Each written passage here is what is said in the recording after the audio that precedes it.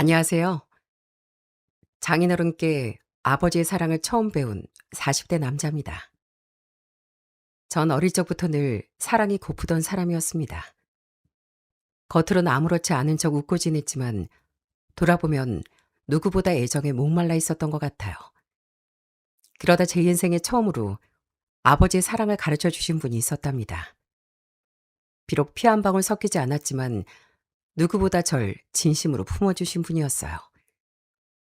지금의 제가 이렇게 잘 지낼 수 있는 건 다 그분이 제게 보여주신 그 사랑 덕분이랍니다. 오늘 그 이야기를 여러분들께 천천히 꺼내볼게요. 부디 끝까지 잘 들어주세요. 우선 저희 어머니는 한쪽 눈이 잘 보이지 않는 장애를 갖고 계십니다. 제가 어릴 적 집을 나간 아버진 어디에 계신지, 왜 우릴 버렸는지 이유조차 들은 적이 없었고요. 워낙 어릴 때 아버지가 집을 떠난 탓에 전 그 얼굴이나 목소리조차 아예 기억을 하지 못합니다. 아무래도 이런 환경에서 살다 보니 어머니와 전 세상에 둘도 없는 아주 애틋한 사이로 지냈죠. 가난한 환경이었지만 어머니가 그만큼 사랑을 많이 주셨거든요. 하지만 어머니와 제 마음과 다르게 학창 시절을 보내는 내내 같은 반 친구들에게 놀림의 대상이 됐습니다. 제가 너무 가난하고 어머니가 아프시다는 이유였어요. 그래도 다행인 건 전 그런 철없는 장난이나 조롱에 전혀 상처받지 않았고 기죽지도 않았습니다. 오히려 저처럼 놀림을 당하는 친구들이 있으면 제가 대신 나서서 싸워주기도 했네요. 야, 우리가 뭐 잘못했냐? 왜 저런 놈들한테 기죽어? 쟤네가 또 놀리면 나한테 말해. 내가 얻어맞는 한이 있더라도 절대 가만두지 않을 테니까. 성우야, 넌 진짜 깡더구가 센 것 같아. 애들이 그렇게 놀리는데 넌 어쩜 눈 하나 깜빡 안 해? 난 저런 시시한 놈들한테 휘둘리기 싫어. 난 우리 엄마 한 명 지키기도 바쁘거든. 그렇게 시간이 흘러 저 역시 20살 성인이 됐습니다. 이제 저도 다 자랐으니 어머니를 모시기 위해 스스로 살 길을 찾아야 할 때가 왔다고 생각했어요. 그래서 일단 일자리가 많은 도시로 올라가자 싶었습니다. 하지만 아무리 굳게 마음을 먹어도 어머니 생각만 하면 발걸음이 움직이지 않더라고요. 그때 어머니는 제가 집을 떠나기 직전 주름진 손으로 제 주머니 속에 두툼한 돈 봉투를 밀어 넣어 주셨습니다. 이거 가지고 가. 가서 배골지 말고. 괜히 돈 때문에 나쁜 일 하지 말고. 엄마 말 알겠지? 엄마, 이게 무슨 돈이에요? 가뜩이나 엄마 쓸 돈도 부족하면서 이 큰 돈을 저한테 주시면 어떡해요? 이 돈은 너 낳은 날부터 엄마가 넣어주려고 차곡차곡 모은 돈이야. 비록 큰 돈은 아니지만 네가 살만한 방 한 칸 보증금 정도는 될 수 있을 거야. 내가 몸이 성치 못해 남들만큼 넉넉하게 키우지 못했어도 넌 내 평생의 전부이자 유일한 자랑이다. 그거 알지? 네 아버지도 집 나가고 달랑 세상에 너하고 나하고 남겨졌을 때 엄만 너만 생각하면 이날 이때까지 버텼어.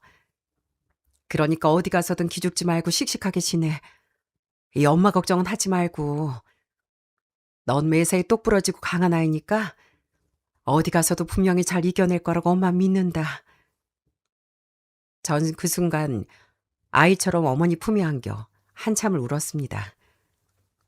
하나뿐인 자식이 삶의 유일한 이유였다는 그 말이, 불편한 몸으로 절 키우면서도 이 못난 자식을 믿는다는 그 말이 제 가슴 한구석을 뜨겁게 울렸습니다. 전 꼭 성공해 어머니를 편안하게 모시겠다는 다짐을 가슴에 새기며 그렇게 정든 옛집을 뒤로하고 넓은 세상으로 걸음을 옮겼죠. 그 이후 어머니가 마련해 주신 삼짓돈으로 작은 자취방을 하나 얻은 뒤 다음날 아침이 되자마자 미친 듯이 일거리를 찾아 헤맸습니다. 아무래도 얼른 돈을 모아 어머니를 모시기 위해선 당장 돈을 버는 게 가장 중요했으니까요. 그렇게 손에 잡히는 대로 일자리를 알아보던 중 동네 변두리에 있는 작고 오래된 가구 공장으로 면접을 보러 가게 됐습니다. 그런데 막상 공장에 가보니 공장장님께서 작업 차림으로 절 위아래로 훑어보시며 영 마음에 차지 않는다는 얼굴을 하셨어요. 여기 적어낸 걸 보니까 나이가 너무 어린데. 아이, 솔직히 요새 젊은 사람들 이런 힘든 일 못 견뎌 하잖아. 금방 못하겠다고 내빼면 난 어떡하냐.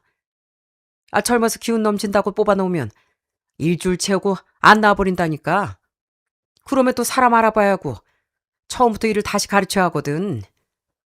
그게 우리 같은 사람들한테 얼마나 골치 아픈 일인 줄 알아요? 내가 진지하게 묻겠는데 진짜 도망 안 가고 버틸 수 있겠어요? 내가 총 가기 싫어서 그러는 게 아니라 걱정돼서 묻는 거야. 네, 전 절대 도망 안 갑니다. 그러니 무슨 일이든 시켜만 주세요. 아무리 힘들고 험한 일이라도 저 열심히 해내겠습니다. 그렇게 오직 깡다구 하나만 믿고 덤빈 덕분에 전 가구 공장에 출근하게 됐습니다. 그 공장엔 일하는 사람들은 그리 많지 않았는데 대부분 나이가 환갑은 훌쩍 넘긴 어르신들이라 그런지 막내 인재에게 쏟아지는 구박이 상상을 초월할 정도였죠. 정말 말도 안 되는 아주 사소한 일로 트집을 잡아 면박을 주는 겁니다. 저기 선배님, 제가 이 기계 쓰는 법을 잘 모르겠는데 어떻게 하는지 한 번만 보여주실 수 있을까요? 너 지금 나한테 선배님이라 그랬냐? 얘 좀 봐라. 아, 내가 어딜 봐서 네 선배야? 그리고 왜 이걸 아직도 몰라? 가르쳐줄 때 뭐하고 같은 일을 두 번 하게 만드냐고. 입 아프게. 너 뭐 내가 얘기할 때 졸았어? 이래서 내가 새파란 애들 들어놓지 말라고 한 거야. 도무지 말귀를 못 알아듣는다니까. 그때가 제가 처음 겪는 사회생활이었는데 세상 살기가 만만치 않다는 걸 정말 온몸으로 깨닫게 되었어요. 그게 바로 어른들이 말하던 무서운 텃세라는 것을요. 결국 전 6개월이나 사람 취급도 받지 못하고 일을 하다 스트레스를 참지 못하고 일을 그만두게 됐습니다. 그렇게 첫 직장을 뛰쳐나온 전 벽돌 공장부터 도금 공장까지 옮겨 다니며 일을 했지만 정말 어딜 가나 시샘과 구박이 절 기다리고 있더군요. 공장 일 몸이 부서질 것처럼 힘든 거 둘째치고 같이 일하는 사람들과 매번 부딪히다 보니 정말 정신적으로 미쳐버릴 것 같았어요. 특히 20대 중반에 들어갔던 도금 공장에선 나이 많은 선임과 말다툼까지 벌이는 바람에 조금만 더 참지 않았으면 정말 큰 싸움이 날 뻔하기도 했고요. 너 당장 때려쳐. 어디서 굴러먹다 온 게 공장 선임을 그따위로 쳐다봐. 버르장머리 없게. 종일 제가 실수 하나라도 하는지 감시하던 건 바로 그쪽이잖아요. 저도 더는 이런 취급 당하면 못 다니겠습니다. 당장 그만둘게요. 정말 그때 마음 같아선 다 때려치고 어머니가 계시는 고향으로 가고 싶었지만 동시에 또다시 혼자 계신 어머니 생각하며 이를 악물었습니다. 그렇게 전 28이란 나이에 또 다른 제조 공장에 문을 두드리게 됐어요. 하지만 공장에 첫 출근할 때만 해도 이번에도 앞서 거쳐온 공장들처럼 못살게 굴고 괴롭히겠지 싶어 애초에 아무런 기대도 품지 않고 첫 출근을 했습니다. 하지만 제 예상과 달리 그 공장의 공장장님은 정말 마음이 깊고 따뜻한 분이었어요.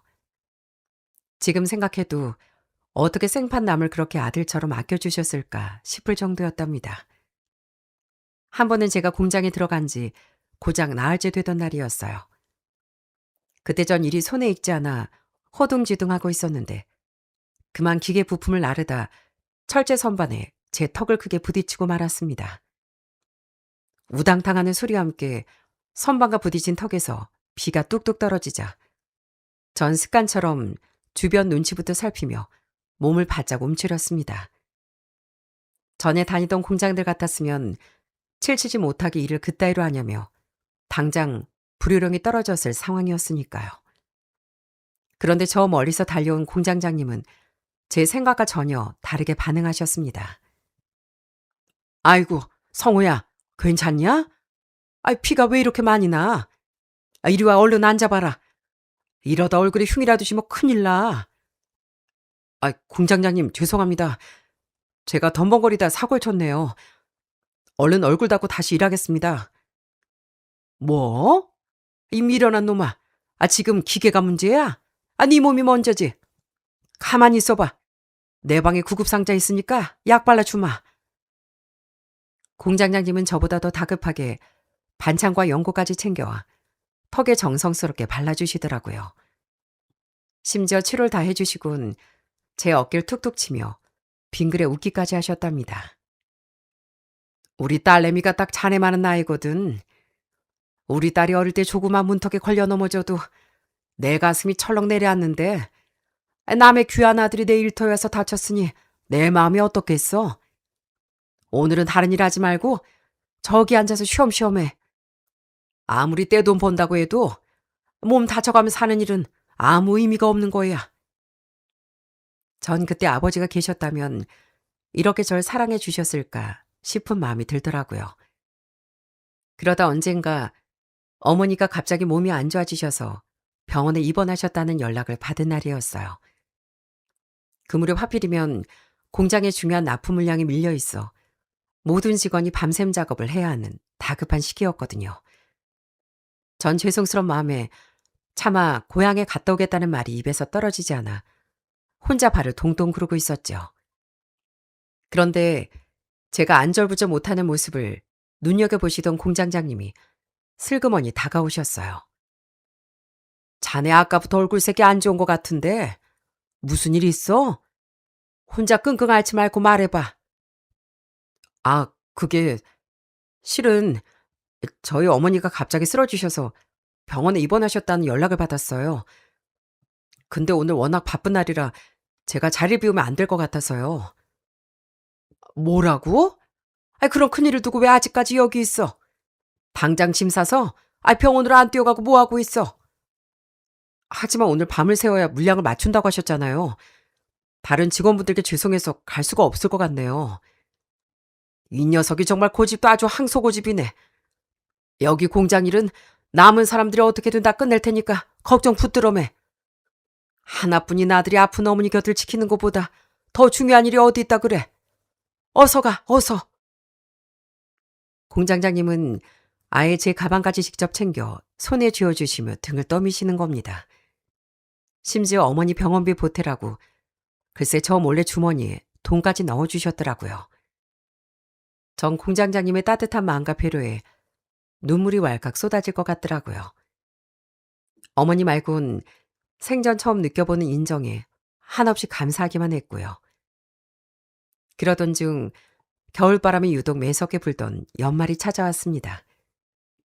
그날도 공장 잔업을 모두 마치고 퇴근하려는데 공장장님이 종이봉투 하나를 제 품에 안겨주셨어요. 봉투 안을 살짝 들여다보니 두툼한 겨울 외투 한 벌과 따뜻한 목도리가 들어있더라고요.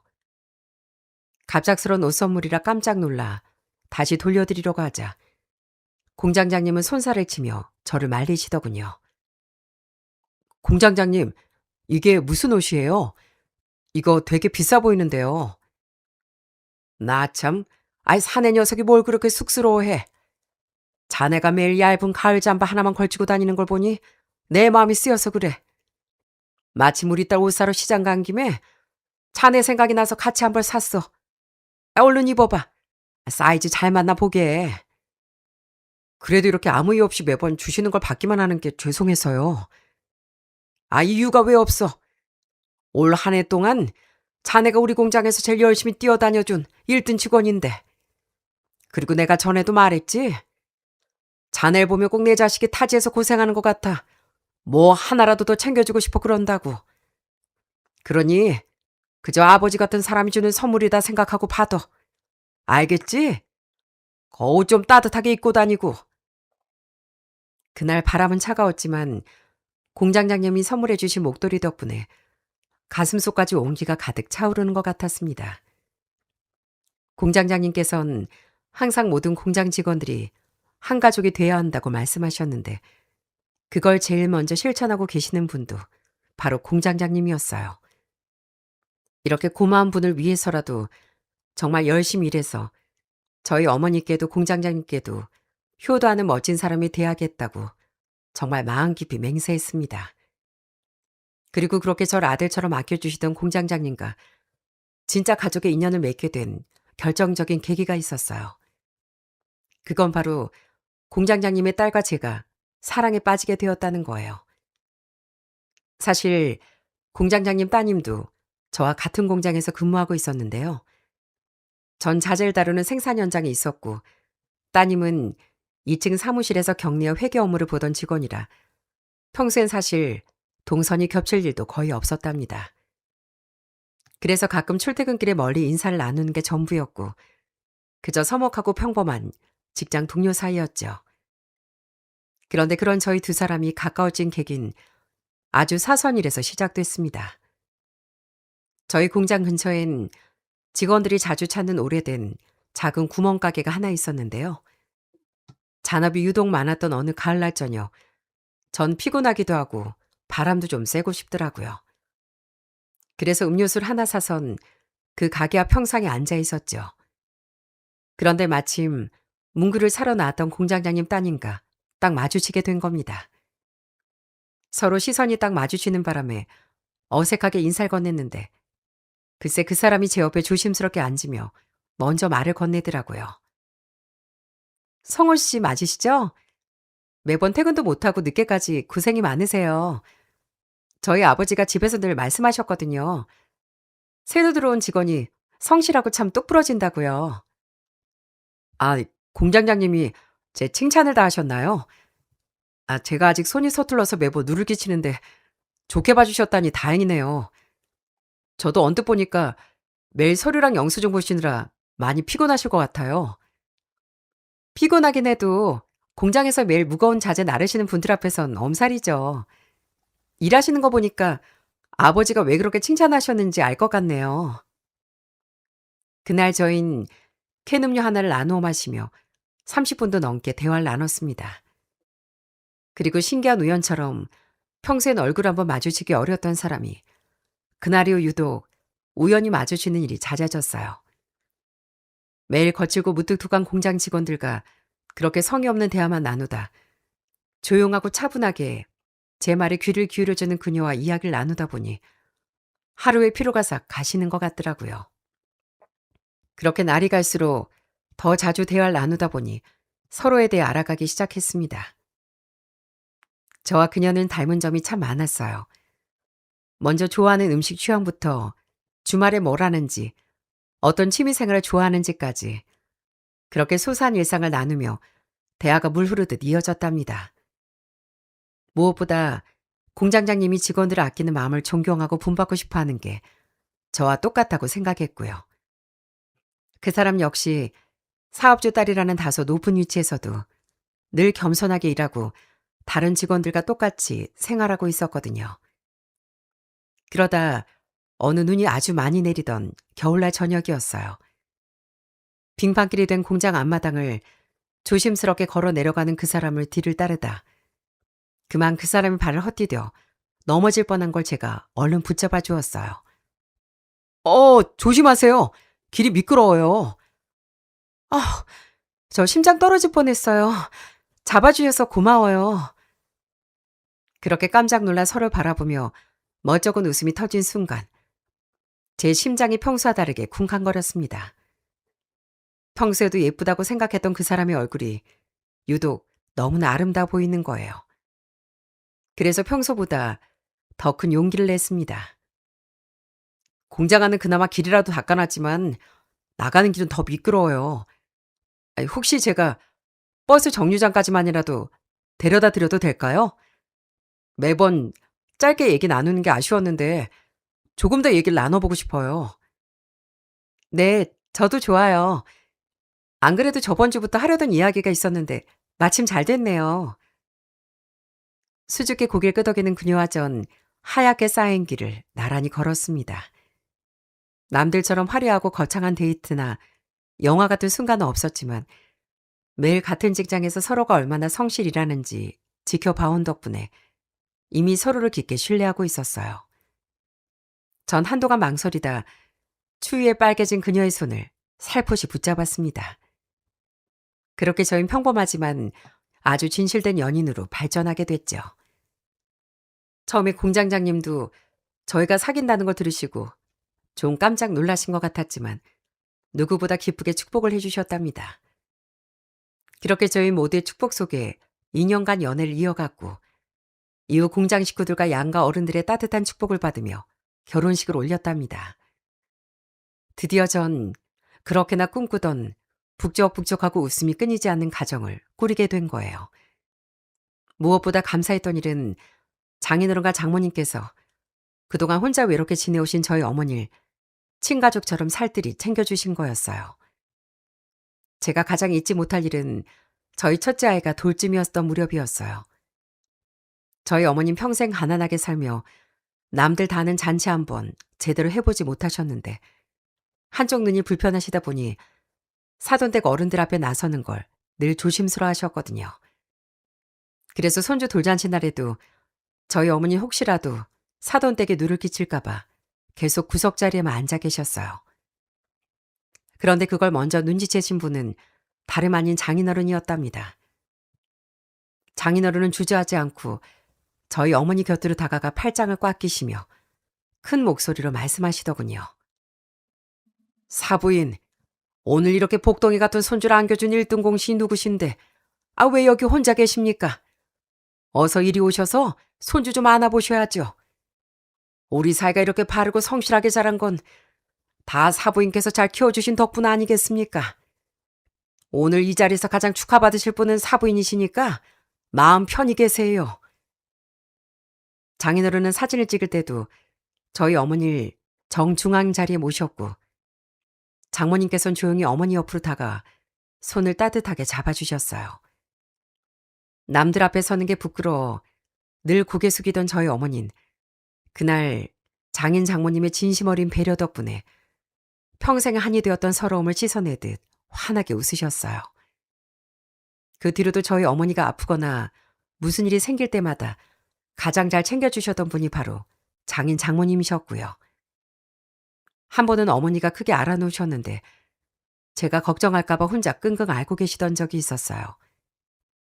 그런데 장모님이 요즘 한절기니 어서 어머님 건강부터 살피라고 계속 제게 말씀하시는 겁니다. 장모님 덕분에 전 오랜만에 무슨 날도 아닌데 고향집에 들르게 되었고 그때 어머니가 기운 없이 누워만 계신 걸 발견하게 됐죠. 엄마, 왜 이러고 계세요? 어디 아프세요? 아프면 저한테 전화를 하셨어야지. 얼른 병원부터 가요. 아마 그날 장모님의 성화가 아니었다면 큰일이 났을 수도 있을 겁니다. 아휴, 난 너 일하는데 신경 쓰이게 할까봐 그랬지. 난 괜찮으니까 너나 얼른 올라가 봐라. 애도 있고 일도 있는데 여기 이러고 있으면 못 써. 엄마, 장인어른께서 엄마 낳기 전까지 절대 올라오지 말라고 신신당부하셨거든요. 저 올라가고 싶어도 못 가요. 그러니까 아들 올려보내고 싶으면 얼른 낳기나 하세요. 아이고, 안 그래도 사돈어른 사부인께서 차례로 전화해 주셨다. 어쩜 그렇게 좋은 분들이 계실고. 평생을 혼자 외롭게 아들 하나만 바라보고 살아오신 저희 어머니에게 인생 황혼기에 가장 든든하고 따뜻한 버팀목이 되어준 분들이 바로 저희 장인 장모님이셨던 겁니다. 저에게도 마찬가지였고요. 이렇게 양가 어른들이 서로를 아끼고 배려해 주신 덕분에 저희 가족은 그 어떤 집보다 끈끈하고 단란한 행복을 이어갈 수 있었답니다. 저희 부부는 아이도 셋이나 낳았고요. 아무리 손주들이 태어났어도 장인어른의 사위사랑은 여전하셨어요. 장인어른은 제가 공장에서 조금이라도 무리하는 기색이 보이면 누구보다 먼저 알아채시는 분이었어요. 한 번은 공장에 큰 아픈 계약이 잡혀서 제가 며칠 동안 제대로 쉬지도 못하고 기계 앞을 지킨 적이 있었는데 제가 입술이 바짝 말라선 조용히 자재만 나르고 있자 장인어른이 제 등짝을 손바닥으로 짝소리가 나게 때리시며 화를 내시더라고요. 자네 지금 뭐 하는 거야? 가서 거울 좀 봐. 아주 얼굴이 반쪽이 됐잖아. 당장 그거 내려놓고 퇴근해. 누가 보면 장인이 사이 부려먹는 줄 알겠네. 장인어른, 지금 물량이 밀려서 제가 자리 비우면 오늘 채워할 수량을 못 마칩니다. 이거만 끝내놓고 쉴게요. 난 공장 돌아가는 것보다 우리 사이 몸 축나는 게 더 무서워. 정말 내 말이 말 같지가 않어?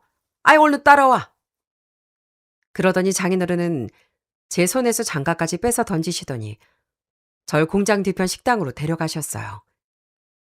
식당엔 장모님이 아침부터 푹 고아서 보내주신 뜨끈한 백숙이 차려져 있었고요. 장인어른은 큼지막한 닭다리 하나를 뜯어 제 앞접시에 얹어주시며 아주 심한 목소리로 말씀하셨답니다. 자네가 한 집안 가장이고 애들 아빠면 자기 몸 돌볼 줄도 알아야지. 그래야 내 딸 고생도 안 시키는 법이야. 자네 힘들어하는 거 보면 내 딸 마음도 찢어지고 우리 금쪽 같은 손주들도 속상해할 거 아닌가. 그러니 군소리 말고 이거 다 피워. 공장 일은 내가 밤을 새워서라도 끝낼 테니까 신경 끄고. 이렇게 언제나 제 건강을 최우선으로 챙겨주시는 장인어른의 든든한 그늘 아래 전 세상과 어떤 아들보다 행복한 사이로 살아가고 있었답니다.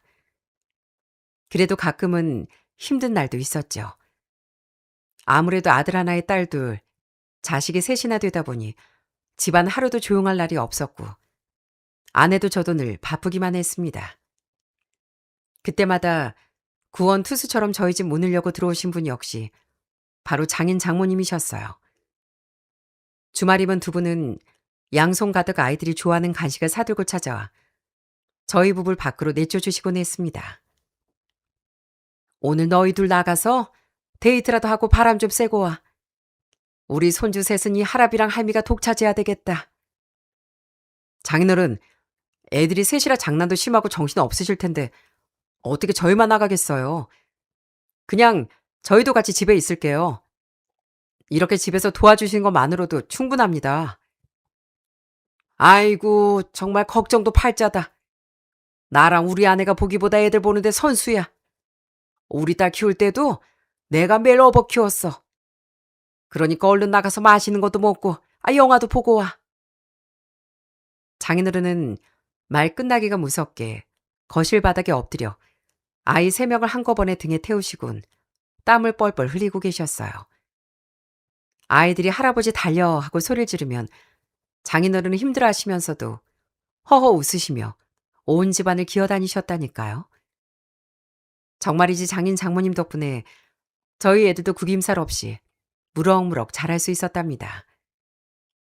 장인 장모님이 얼마나 좋은 할아버지 할머님이셨냐면요. 일단 두 분은 그 연세에도 동네 소문이 파다할 정도로 사이가 참 좋으셨어요. 가끔 보면 풋풋한 청춘 남녀처럼 다정하셨답니다. 이미 자식도 다 키우고 손주까지 보신 나이였지만 어찌나 서로를 위하시던지요. 어느 봄날 저희 가족이 다 함께 근처 공원으로 나들이를 간 적이 있었는데요. 장인어른은 길가에 핀 노란 민들레 한 송이를 슬그머니 꺾으시더니 장모님이 귀 뒤에 꽂아주며 닭살 돋는 멘트를 던지셨답니다. 임자, 꽃이 더 예쁜지 임자가 더 예쁜지 구분이 안 가네 그래. 지나가는 사람들이 당신이 꽃인 줄 알고 꺾어갈까봐 걱정이라니까. 아유, 이 양반이 정말 손주들 앞에서 무슨 그런 부끄러운 소리를 한대. 우리 사이가 흉보겠네 정말. 에이, 그게 무슨 소리세요. 전 방금 꽃이 저한테 말을 건 줄 알았는데요. 그죠, 장인어른? 장모님은 짓궂은 장인어른을 타박하시면서도 얼굴이 발그레지며 기분 좋아하셨습니다. 두 분은 항상 걸어가실 때도 주위 시선을 아랑곳하지 않고 손을 꼭 잡고 걸으셨는데 그 모습이 참 예뻐 보였어요. 장인어른은 맛있는 음식을 먹을 때도 무조건 첫 숟가락은 장모님 입에 먼저 넣어주셔야 직성이 풀리는 분이었고 장모님 역시 장인어른의 옷가지에 먼지 하나만 묻어도 정성스럽게 털어주시는 분이었죠. 서로를 바라보는 두 분의 눈빛엔 늘 꿀이 뚝뚝 떨어졌고 그 예쁜 모습을 보며 저와 아내 역시 서로를 더 아끼고 사랑해야겠다고 매번 다짐하곤 했습니다. 물론 공장 일도 정말 열심히 해내려고 했고요. 장인어른이 절 얼마나 아끼셨냐면요. 공장 일하는 사이를 전혀 개의치 않고 장인어른의 친구분들까지 소개해 주셨답니다. 그중 가장 자주 만나는 분이 의사로 일하고 계신 친구분이었어요. 그분은 의사이자 장인어른의 가장 오래된 고향 친구였어요. 전 종종 장인어른을 따라 그 친구분을 만나 함께 술잔을 기울이기도 했네요.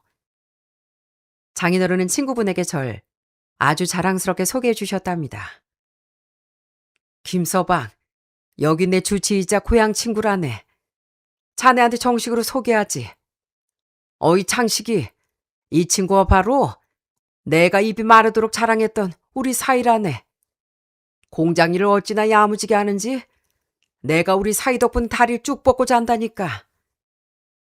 아이고, 자네가 내 친구 사이로구만. 이 녀석이 평소에 사이 자랑을 얼마나 하는지 귀에 아주 딱지가 앉을 뻔했다니까. 이렇게 만나서 반갑네. 아유, 가찬이십니다. 저희 장인어른께서 절 워낙 예쁘게 봐주셔서 그렇습니다. 앞으로 자주 찾아뵙고 인사드리겠습니다. 제 술 한잔 받으시죠. 장인어른과 친구분은 제가 따라드리는 술 한 잔을 기분 좋게 받으시더라고요. 사실 그 무렵 장인어른께서 약조를 너무 많이 하시는 것 같아 조금 말리고 있었거든요. 그래도 그날은 친구분을 만나는 자리니 마음껏 드시라고 슬쩍 넘어가 드리고 있었네요. 장인어른, 건강 생각하셔서 약준 딱 오늘까지만 드시는 거예요? 집에 계신 장모님이 아시면 제가 혼나요. 자네도 참, 알았네, 알았어. 우리 사이가 이렇게 걱정하는데 내가 더 고집을 부릴 수가 있나. 오늘은 딱 여기까지만 마셔야겠네. 그렇게 행복한 날만 계속되던 어느 날, 불행하게도 저희 가족에게 큰 위기가 닥치고 말았습니다. 정말 믿기지 않게도 제 아내가 암 진단을 받았다는 겁니다. 다행히 목숨을 잃을 정도로 심각한 상태는 아니었고 아주 초기에 발견된 덕분에 병원에서 집중적으로 치료를 잘 받아 무사히 완치할 수 있다고 했습니다. 그래도 암은 암인지라 절 비롯한 모든 가족들이 가슴을 쓸어내렸죠. 여보, 당신 혹시 울었어? 눈이 왜 이렇게 빨개? 아우, 내 남편 언제 이렇게 마음이 약해져서 그래?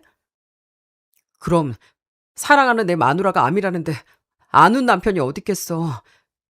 나 놀릴 생각 말고 얼른 나. 전 투병하는 아내 곁을 한순간도 떠나지 않고 지극정성으로 돌봤습니다. 장인어른은 밤이나 낮이나 딸을 간호하는 사이를 보며 말로 다 표현할 수 없는 고마움과 미안함을 표현하셨어요. 김서방, 정말 고맙네. 내가 애비가 돼서 딸내미 아플 때 해줄 수 있는 게 아무것도 없어 속이 타 들어갔네. 그런데 자네가 지극정성으로 간호해준 덕분에 우리 딸도 무사히 이겨낼 수 있을 것 같아. 내 평생 자네한테 이 은혜를 어떻게 다 갚아야 할지 모르겠어. 정말 고맙고 또 고마워. 장인어른, 별 말씀을 다 하십니다. 제 아내인데 제가 돌보는 건 당연한 일이죠. 이렇게 치료 잘 받다가 건강하게 퇴원할 수 있다면 전 더 바랄 게 없어요. 정말 다행히도 가족들이 극진한 간호 끝에 아내 무사히 수술을 받고 퇴원하게 됐습니다. 그런데 채 1년도 지나지 않아 이번엔 그 무서운 병이 장모님께 찾아오고 말았어요. 장모님은 평소에 혈압이 좀 높으셨는데 갑자기 날씨가 쌀쌀해진 어느 날 아침 화장실을 가시다 그만 뇌졸중으로 쓰러지고 말았습니다. 장모님은 평소에 늘 뒷목이 당긴다거나 어지럽다는 말씀을 종종 하셨는데 그저 연세가 있으셔서 그런가 보다 하고 대수롭지 않게 넘겼던 게 화근이었네요. 다행히 집에 계시던 장인어른이 장모님을 병원으로 급하게 옮겼지만 장모님은 손쓸 틈도 없이 갑자기 세상을 떠나고 말았답니다. 여보, 이게 무슨 일이야 그래. 하루아침에 이게 무슨 날벼락이야. 내 목소리 안 들려? 내 말이 진짜 안 들리는 거야. 세상에 이런 법이 어딨어. 장모님, 눈 좀 떠보세요. 얼마 전까지 사위 주신다고 반찬까지 가득 싸들고 오셨으면서 이렇게 갑자기 가시면 어떡해요? 여보, 우리 엄마가 왜 저러고 누워있어? 말도 안 돼. 우리 엄마 좀 살려주세요. 네? 우리 엄마가 이렇게 가실 리는 없어요. 늘 정정하던 장모님이 뇌졸중으로 하루아침에 돌아가시자 온 가족은 말문이 막혀 그저 울기만 했습니다. 장인어른은 장모님의 영정사진을 붙잡고 어린아이처럼 소리내 오열하셨고, 아내 역시 엄마를 외치며 병원 바닥에 주저앉아 통곡을 했어요. 늘 우리 사이 하며 따뜻한 밥을 먹여주시던 장모님 빈자리가 너무나도 크고 무섭게 다가왔습니다. 장모님, 제가 사이라고 효도 한번 못 해드렸는데 뭐가 그렇게 급하셨어요? 장인어른 어떻게 사시라고 그렇게 가셨어요? 여보, 여보 차라리 나도 데려가. 우리 하나라씩 가기로 약속했잖아, 이 사람아. 그렇게 평생을 함께한 아내를 떠나보낸 장인어른은 이후 극심한 슬픔과 우울증에 시달리셨답니다. 원래 간이 좋지 않아 평소엔 제가 만류하면 순순히 술을 멀리 하셨지만 장모님이 돌아가신 후엔 그 외로움과 우울증을 도저히 견디지 못하셨어요. 그러니 결국 술이 없으면 잠을 못 잘 정도가 되어 매일 밤 가족들 눈을 피해 몰래 술을 드셨고, 그로 인해 건강까지 급격히 망가지기 시작했습니다. 저 아내는 매일같이 장인어른 댁을 드나들며 빈 술병을 치우느라 정신이 없을 정도였어요. 그러니 가슴이 새카맣게 타들어갔죠. 아빠, 제발 부탁이에요. 엄마 가시고 속상한 건 알겠지만 이렇게 매일 술로 밤을 지새우면 앞으로 몸이 나만하겠어요? 아빠 간 안 좋으신 거 뻔히 알면서 이러시는 거 저 정말 속상해요. 아내가 눈물을 흘리며 애원을 해도 장인어른은 그저 멍한 눈으로 허공만 바라보실 뿐이었답니다. 김서봐, 효선아, 미안하네. 나도 안 마시려고 정말 참아봤는데 병만 보고 누워있어도 너희 엄마 얼굴이 아른거려서 도저히 내 맨정신으로 잠을 잘 수가 없어. 이 가슴에 구멍이 난 것처럼 바람이 쌩쌩 부는데 낸들 어쩌겠나. 장인어른, 장모님이 하늘에서 보시면 정말 통곡하실 일이에요. 제 아내도 아픈 몸 추스른 지 얼마 안 됐는데 아버님까지 이러시면 제 마음은 무너집니다. 제발 절 봐서라도 약 좀 끊으셔야 돼요. 네? 그럼에도 장인어른이 저희 말을 듣지 않자 저희 부부는 주말마다 삼남매 모두 데리고 처가댁으로 향했습니다.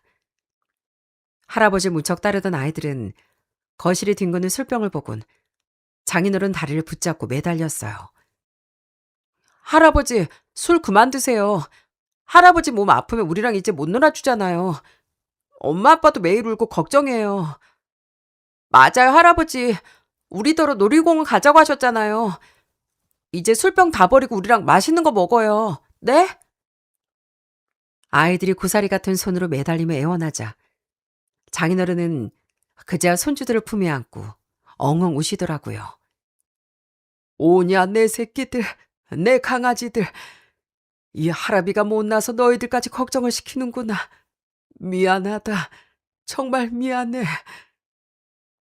하지만 그런 약속도 잠시뿐이었고 저희가 집으로 돌아가고 나면 장인어른은 다시 적막한 집에서 외로움을 이기지 못해 슬그머니 소주병을 꺼내 드셨답니다. 그러니 날이 갈수록 장인어른의 얼굴빛은 검게 변해갔고 밥 한 숟가락도 제대로 넘기지 못할 만큼 몸 상태가 나빠지고 있었어요. 정말 당연한 결과처럼 매일 밤 드신 술로 인해 장인어른의 간경화 증세는 결국 손을 쓸 수 없을 정도로 악화됐습니다. 당장 간이식을 받지 않으면 생명이 위독한 최악의 상황이 찾아온 거죠. 검사 결과 듣고 가장 먼저 아내가 이식 공여자 검사를 받았지만 전에 겪었던 암 투병 이력이 있었던 탓에 결국 이식 부적합 판정을 받았답니다. 아내는 자신의 검사 결과 듣고 병원 복도에 주저앉아 펑펑 울었어요. 장인어른은 그런 딸을 보며 오히려 담담하게 마음을 비운 듯한 말씀을 하셨고요. 울지 마라 효선아. 이게 다 이 못난 애비가 자초한 일인데 누굴 탓하겠냐. 네가 이 아빠 때문에 몸이 상하면 내가 하늘에 가서 네 엄마를 무슨 낯짝으로 보겠니.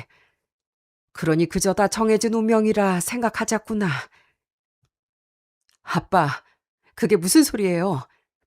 제가 다른 방법도 찾아볼 테니까 제발 그 약한 소리 좀 하지 마세요. 그때 옆에서 지켜보던 저 역시 이대로 장인어른을 보내드릴 수가 없겠더라고요. 장인어른은 이미 저에게 친아버지보다 더 소중한 존재였으니까요. 그래서 전 제가 검사를 받겠다고 나섰습니다. 그때 장인어른 처음으로 제게 무척 무섭게 화를 내시더군요. 김서봐, 자네 지금 제정신인가? 지금 온 식구가 아픈 와중에 자네까지 수술대 오르겠다는 거야. 난 절대 허락 못하네. 내 새끼들 고생시키면서까지 구차하게 목숨 이어붙이고 싶지 않어. 장인어른, 제발 고집 좀 부리지 마십시오. 제게 아버님은 장인어른 한 분뿐인 거 아시잖아요. 제가 검사받아서 맞기만 하면 당장이라도 수술할 테니까 말리지 마시고 제 뜻 좀 따라주세요. 저 장인어른 이대로 절대 못 보냅니다. 전 장인어른의 만류를 뒤로하고 곧바로 공여자 검사를 진행했어요. 평소 장인어른과 중마고였던 고향 친구분께 직접 검사를 받았는데요. 며칠 뒤 결과보러 진료실로 들어갔을 때 친구분은 평소와 다르게 무거운 얼굴 한참을 머뭇거리셨어요. 원장님, 제 검사 결과는 어떻게 나왔나요? 장인어른과 조직이 잘 맞는다고 하나요? 언제든 수술 날짜만 잡아주시면 저 바로 준비하겠습니다. 저 김서봐, 참 내 입으로 이런 말을 전하게 돼서 미안하네. 자네 장인이 워낙 각별하게 아끼는 사이라 내 어떻게든 좋은 소식을 전하고 싶었는데. 친구분은 고개를 푹 숙이며 차마 제 눈을 똑바로 바라보지 못하시더라고요. 그게 검사 결과가 나왔는데 미안하지만 자넨 공여자 불합격이네. 신체적인 조건이나 여러 수치상으로 장인에게 간을 떼어줄 수 없는 상태야. 미안하네. 나도 정말 안타깝게 생각해. 하지만 친구분의 말씀에도 이미 불합격이라는 그 세 글자가 제 귀를 사정없이 때렸고 전 눈앞이 캄캄해져 아무 말도 하지 못했습니다.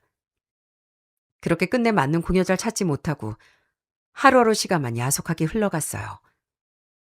병실 침대에 누워 계신 장인어른의 몸은 날이 갈수록 눈에 띄게 말라갔고 황달 때문에 온몸이 샛노랗게 변해갔습니다.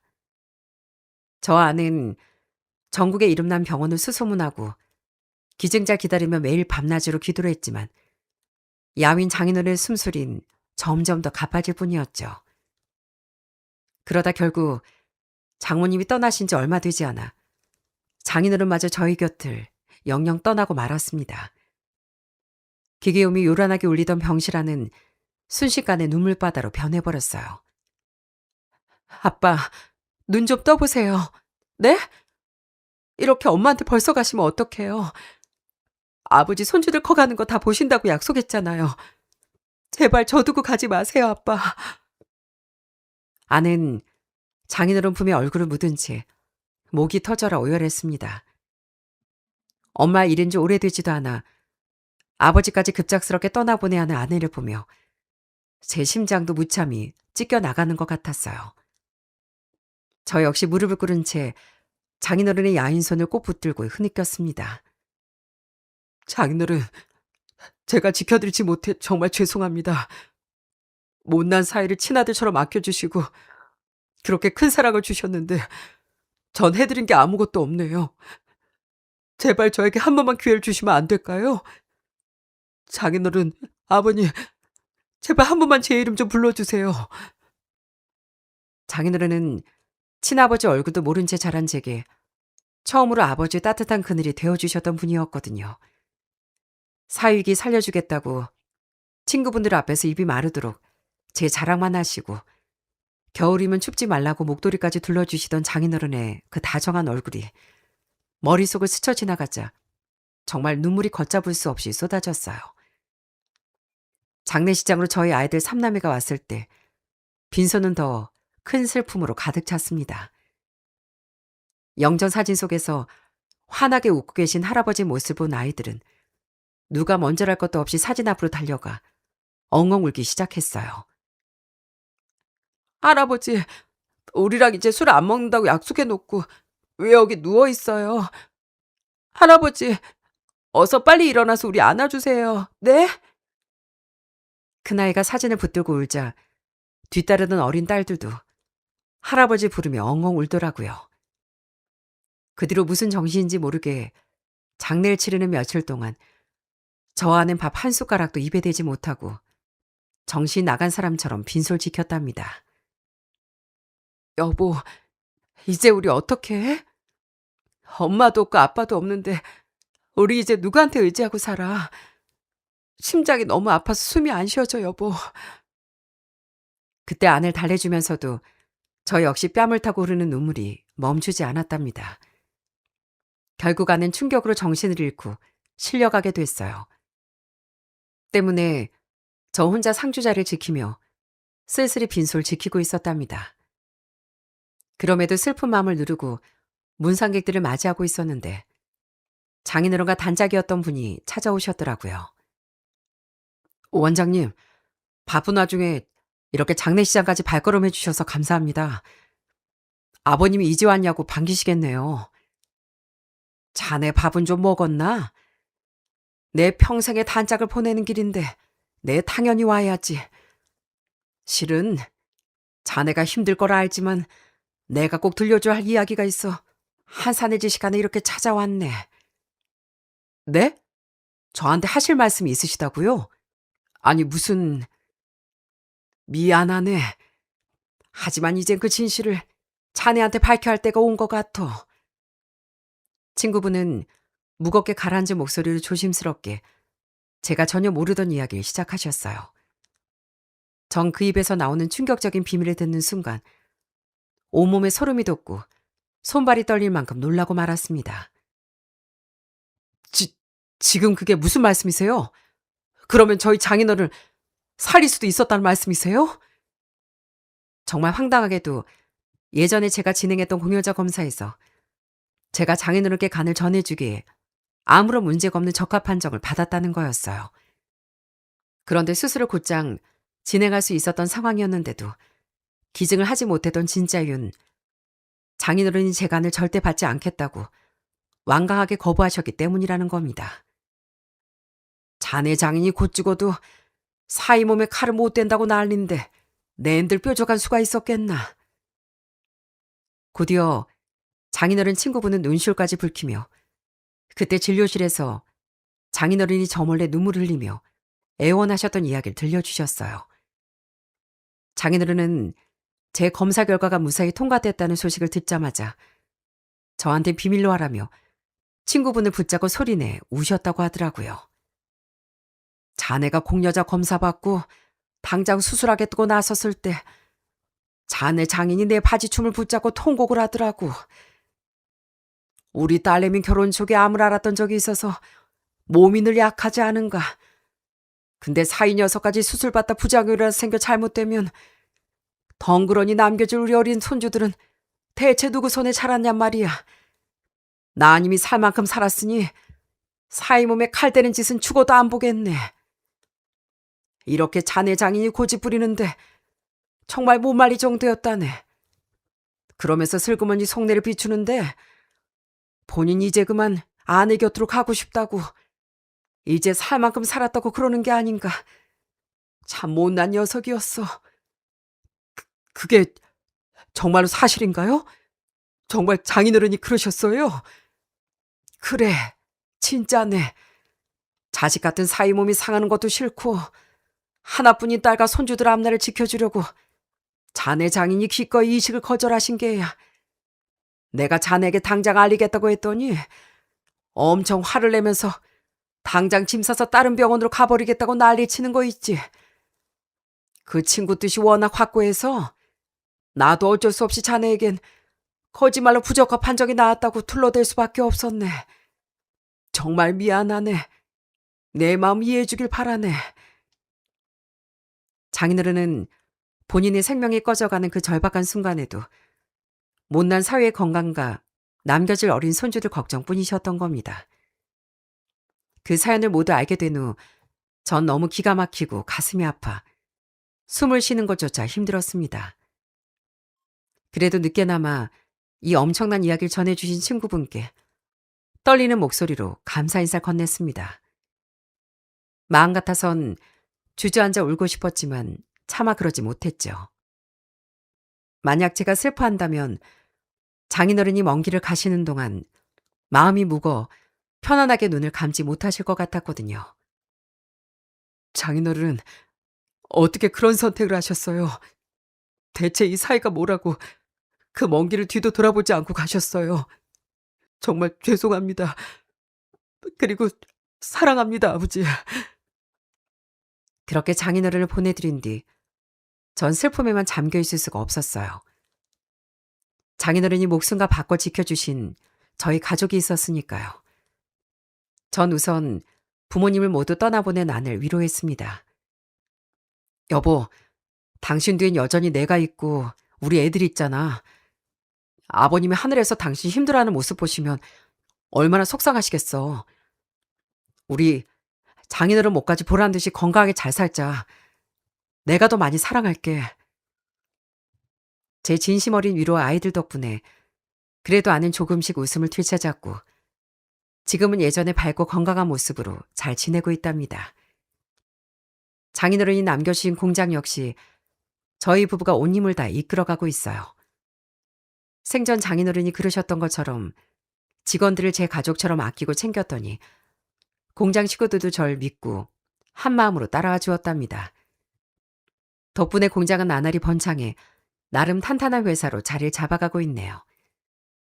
감사하게도 이렇게 바쁜 저희 부부를 대신해 저희 어머니께서 도시로 올라와 삼남매 키우는 걸 도와주고 계십니다.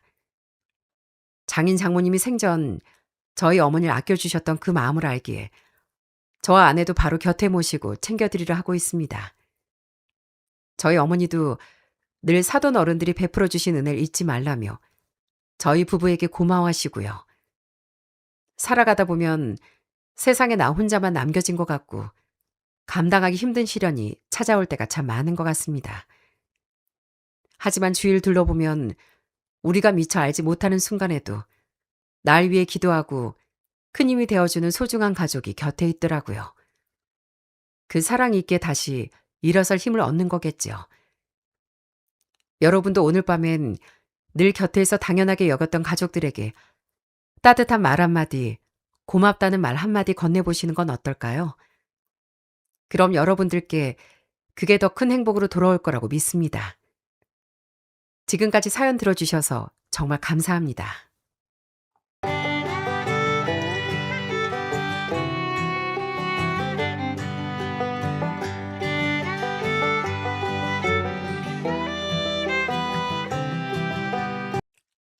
안녕하세요. 사람이 어디까지 뻔뻔해질 수 있는지를 제대로 알게 된 40대 중반 남성입니다. 전 가족이니까 당연히 베풀어야 한다고 생각했던 사람이었어요. 그런데 정작 제일 가까운 사람이 그런 제 마음을 교묘하게 이용해 원하는 걸 얻은 후 제게 제일 큰 상처를 주고 있었답니다. 그것도 모르고 전 꾹꾹 참아왔었는데요. 저에게 어떤 일이 있었는지 한번 풀어보도록 하겠습니다. 전 어릴 때 한국을 떠나야 했어요. 그때가 제가 초등학교 4학년 때였죠. 아버지가 다니던 회사에서 해외 투자 부서로 발령이 났거든요. 그것도 미국 본사로요. 갑작스런 결정이었고 저 어머닌 거기에 따를 수밖에 없었죠. 친구들한테 제대로 인사도 못하고 떠났던 그 기억이 지금도 선명합니다. 처음 미국 학교에 갔을 때 잊을 수가 없습니다. 영어 한마디도 제대로 못하던 시절이었거든요. 선생님이 뭐라고 하시는지 알아들을 수가 없어 그냥 친구들이 하는 행동을 보고 따라하기만 했습니다. 쉬는 시간이면 다들 3, 3, 5 모여 이야기를 나누는데 전 혼자 운동장 구석에 서 있던 날이 더 많았었고요. 그 와중에 아버진 항상 바쁘셨어요. 새로운 환경에서 자리를 잡으셔야 했으니까요. 출근하시면 거의 자정이 다 돼서야 돌아오곤 했습니다. 가족끼리 저녁 한 끼를 같이 먹는 날이 손에 꼽힐 정도였죠. 한국에 있을 땐 그래도 퇴근 후에 세 식구가 둘러앉아 같이 저녁을 먹었었는데 미국 생활을 시작하면서부터 아버지 얼굴 보는 게 정말 힘들었답니다. 아마 어머님 그 낯선 땅에서 정말 외로우셨을 것 같아요. 언어도 서툴고 친구도 없고 그렇다고 한국으로 돌아갈 수도 없는 상황이었으니까요. 어느 날은 어머니가 부엌에서 한국 가요를 작게 틀어놓고 설거지를 하시는데 어깨가 들썩이는 걸 제가 본 적이 있습니다. 엄만 한국이 너무 그리워. 빨리 들어가고 싶다. 우리 정수도 그렇지? 미안해, 정수야. 그래도 여기서 잘 자리 잡고 익숙해지면 곧 괜찮아질 거야. 어머니는 항상 한국에 돌아가기만을 손꼽아 기다리셨어요. 아버지가 그 후로 계속 미국에 자리를 잡을 줄은 꿈에도 생각을 못 하셨겠지요. 몇 년에 한 번씩 한국에 들어올 기회가 생기면 그게 그렇게 좋더라고요. 공항에 내려 사람들이 한국말로 이야기하는 걸 듣는 순간 가슴이 두근거렸답니다. 길거리에서 풍기는 떡볶이 냄새, 분식집 간판, 친척들 얼굴까지 모든 게 다 그리웠던 것들이었죠. 아빠, 우리 언제 한국으로 다시 가요? 조금만 더 기다려. 아빠가 자리 잡으면 꼭 돌아가자. 그렇게 손꼽아 다시 한국에 들어오길 기다렸는데 아버지께서는 회사를 다니시며 미국에 완전히 정착을 하셨답니다. 전 결국 미국에서 고등학교를 졸업하고 대학까지 마쳤고요. 졸업을 하고 나선 현지 회사에 취직을 했습니다. 그런데 시간이 지나도 그 그리움이 줄어들질 않는 거예요. 오히려 나이가 들수록 더 선명해지더라고요. 결국 전 20대 후반 혼자 결심을 내렸습니다. 한국으로 돌아가겠다고요. 부모님은 처음에 걱정을 많이 하셨죠. 하지만 저 마음을 결정했습니다. 이대로 미국에서 평생을 보내면 언젠가 분명 후회할 것 같았거든요. 그래서 짐을 싸서 혼자 한국으로 오게 됐어요. 한국에 들어와 전 정말 열심히 일했습니다. 처음엔 영상 제작 업체라고 해서 그곳에서 홍보물도 만들고 홍보도 하며 정말 열심히 일하며 한국 생활에 적응을 해나갔어요. 그러다 30대 후반엔 작은 벤처 투자 회사를 차렸습니다. 한국의 웹툰, 영상, 드라마 같은 K 콘텐츠를 해외 수출하는 일에 투자하는 회사였어요. 아버지가 평생 해외 투자 업계에서 쌓은 인맥과 경험이 저에게 큰 도움이 되더라고요. 그렇게 초기 자금도 아버지 도움을 일부 받았고 그렇게 전 일을 시작할 수 있었답니다. 처음엔 정말 발로 뛰며 열심히 일했습니다. 투자자를 만나러 다니고 행사에 참석하고 좋은 콘텐츠 업체를 발굴하러 다녔어요. 회사가 단숨에 대단하게 성장한 건 아니었습니다. 그래도 차근차근 자리를 잡아가고 있었죠. 그러던 어느 날 제 인생이 달라지게 된 만남을 갖게 된 일이 벌어졌어요. 바로 한 기업에서 열린 자선 행사에 참석하게 됐습니다. 투자 유치를 위해 가게 된 자리였어요. 그날 거기서 재능 기부로 공연을 하고 있는 한 여자를 만나게 됐습니다. 무대 위에서 노래하는 모습을 보는데 솔직히 눈을 뗄 수가 없더라고요. 목소리도 좋았지만 그 자리에 당당하게 서 있는 모습 자체가 무척 멋져 보였거든요. 행사가 끝나고 자연스럽게 다가가 인사를 건넸습니다. 공연 정말 멋있었습니다. 정말 눈도 못 떼고 봤네요. 어머, 감사합니다. 제 노래 듣고 그렇게 말씀해 주시니 정말 감사해요. 어떻게 여기를 오시게 되셨어요? 아, 전 벤처기업을 운영하고 있습니다. 초대받고 왔고요. 아, 그러셨어요? 어머, 그럼 대표님이시네요? 잘 부탁드립니다. 그렇게 자연스럽게 대화를 나누다 서로 연락처를 주고받게 됐고, 그날의 시작으로 저흰 가끔씩 연락을 주고받게 됐어요. 그리고 자연스럽게 연애로 이어지게 됐고요. 여자친구는 참 똑똑하고 야무진 사람이었답니다. 전 약간 생각이 많고 많이 신중한 편인데 저와는 다르게 성격이 시원시원하고 호탕한 여자친구 모습이 참 좋았어요. 저보다 7살이나 어렸는데도 어린 티가 나지 않고 오히려 어른스러운 모습이 보일 때도 많았죠. 그렇게 연애를 하다 저희는 결혼을 결심하게 됐어요. 처음 예비처가 인사를 갔을 때도 다들 절 좋게 봐주시더라고요. 장인어른은 예전에 사업을 하시다 은퇴한 상태였고 장모님도 사업 경험이 있는 분이셨어요. 특히나 장모께서는 절 무척 마음에 들어 하셨답니다. 그래, 외국에서 자랐다고? 부모님도 해외에 계시고 아무리 직장이라고 해도 외국에서 자리 잡기가 쉽지 않았을 텐데 말이야. 네. 처음엔 직장 생활 때문에 미국으로 가시며 자리 잡으셨어요. 어머나 세상에. 그래도 해외에서 자리 잡을 정도면 어느 정도 능력이 되신다는 거네. 난 사실 좀 걱정이 많았는데 이제 걱정 안 해도 되겠어. 그렇게 환영해 주시는 예비 처가 식구들을 보며 전 기분이 좋았습니다. 저희 부모님도 아내를 처음 봤을 때 마음에 들어 하셨어요. 아내가 자기 관리도 잘하고 야무진 모습을 보이니 좋은 며느리가 되겠다 싶으셨던 것 같습니다. 그렇게 양가 모두 호의적인 분위기 속에서 결혼이 일사천리로 진행됐어요. 제가 40살, 아내가 33살이었죠. 전 그때 정말 행복했습니다.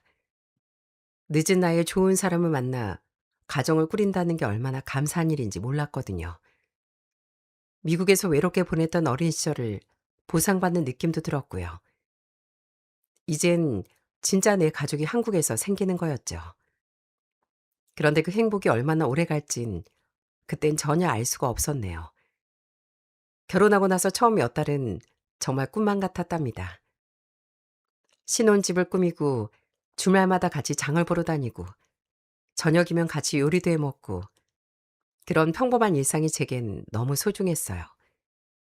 미국에서 자라면서 늘 외로움을 안고 살았던 저였으니까요. 그런데 그 행복한 신혼생활에 조금씩 균열이 생기기 시작했습니다. 아낸 결혼하고 나서 처가에 너무 자주 갔어요. 거의 일주일에 5일은 처가에서 시간을 보냈습니다. 제가 전화라면 항상 아낸 집에 있질 않았어요. 나 지금 엄마 집에 왔어. 당신도 일 끝나면 여기로 와. 오늘도 처가 댁에 갔어? 오늘은 집에 있지. 아이, 괜히 장모님 신경 쓰이게. 엄마가 왜 신경이 쓰여? 당신도 여기로 와. 같이 저녁 먹고 가자. 처음 한두 번은 그래 신혼이니까 처가에 자주 가는 게 당연하지 싶었습니다. 그런데 그게 일주일에 한두 번이 아니라 매일같이 반복되니 슬슬 지치더군요. 전 하루 종일 회사에서 투자자들 만나고 미팅하고 서류를 검토하고 정신없이 일을 했습니다.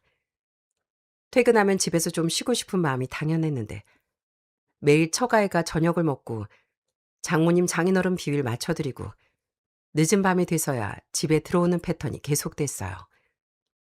처가 거실에 앉아 있으면 장모님이 이런저런 이야기를 늘어놓으셨죠. 동네 누구네 집 며느리는 어떻고 누구네 아들은 어딜 취직했고 전 그냥 듣는 척하며 속으론 빨리 집에 가서 쉬고 싶다는 생각만 들었네요. 결국 어느 날 전 솔직하게 아내한테 얘기를 꺼냈습니다. 여보, 우리도 우리 가정이 있잖아. 매일 처가에 가는 건 좀 줄이자. 나도 좀 쉬고 싶어. 일주일에 한 번 정도면 충분하지 않을까? 아니, 왜 그래? 엄마 아빠가 우리 보고 싶어서 그러시는 건데. 그래도 우리 부부 생활도 있어야지. 신혼인데 우리끼리 시간도 좀 보내고 싶어. 제 말에 아내는 좀 섭섭한 표정을 지었지만 결국 이해한다고 했어요. 알겠어. 당신 힘든 건 생각을 못했네. 앞으로는 좀 줄일게. 장모님도 처음엔 많이 서운해 하시더군요. 아내가 얘기를 했는지 전화가 오셔선 섭섭하다고 하시더라고요. 아니, 자네? 우리 집에 오는 게 그렇게 싫은가? 우리가 뭐 어렵게 했어? 난 그냥 좀 친해지려고 그런 건데.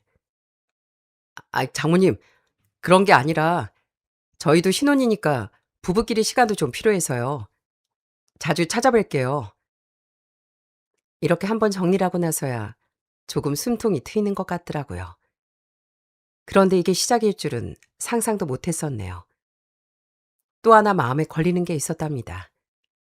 전 결혼할 당시 이미 40이었으니 남들보다 늦게 결혼했으니 아이가 빨리 갖고 싶었거든요. 더 늦으면 체력적으로도 힘들 것 같고 아이가 클 때까지 제가 건강하게 함께 해줄 수 있는 시간도 짧아질 것 같기도 했고요. 근데 아내는 생각이 달랐습니다. 처음에 결혼할 땐 바로 임신 준비를 하겠다며 일도 그만두고 임신 준비를 하던 아내가 어느 순간부터 임신에 대한 불편한 마음을 꺼내는 거 있죠. 여보, 나 아직 어리잖아. 이제 막 30대 초반인데 조금만 더 우리끼리 즐기다가 낳자. 어? 나도 좀 더 자유롭게 살아보고 싶어. 자유? 여보, 내 나이가 이제 40대야. 지금 아이가 태어나도 아이가 성인 되면 60대라고.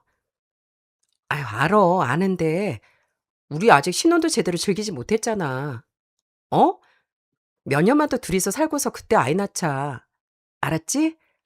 내가 아직 어리니까 나중에 낳아도 충분해. 전 그 말을 듣고 처음에 좀 서운했지만 아내 입장도 이해가 되더군요. 전 마흔이지만 아내는 아직 한창 젊은 나이였으니까요. 본인이 인생도 좀 즐기고 싶다는 그 마음을 존중해주고 싶더군요. 그땐 그게 정말 순수한 신혼 같은 마음이라고 생각했어요. 지금 와서 생각해보면 그게 다른 의미였을 수도 있겠다는 생각이 들지만 그땐 전혀 의심을 하지 않았습니다. 사실 처가에서 저를 그렇게 반기시는 이유가 있었어요. 왜냐면 처가엔 골칫거리가 하나 있었거든요. 바로 처남이었죠. 처남은 정말 말 그대로 한량이었습니다. 장인어른이 사업으로 한창 잘 나가실 때 번 돈으로 처남은 제대로 공부도 안 하고 그냥 빈둥거리면서 컸습니다. 대학도 겨우 졸업했고 졸업하고 나서도 취직할 생각을 안 했습니다. 장인어른이 사업을 정리하고 은퇴하신 뒤에도 처남은 여전히 정신 못 차리고 놀러 다니기만 하더라고요. 그러다 보니 장모님은 종종 저한테 넌지시 물어보셨습니다. 자네 혹시 회사에 자리 하나 없나? 아, 우리 아들도 일을 좀 시켜야 하는데. 아니, 엄청 좋은 자리 해달라는 건 아니고 그냥 월급이나 받을 수 있는 자리 없나 해서. 전 솔직히 그럴 때마다 곤란했어요. 사실 처남한테 일을 시킬 자신이 없었거든요. 책임감도 없고 성실함도 없는 사람인데 회사를 맡길 수가 없었답니다. 그나마 아내가 이런 부탁을 잘 막아주더라고요. 엄마, 그런 부탁하지 마. 걘 일하기 싫어하는 애잖아. 근데 회사에 무슨 도움이 되겠어.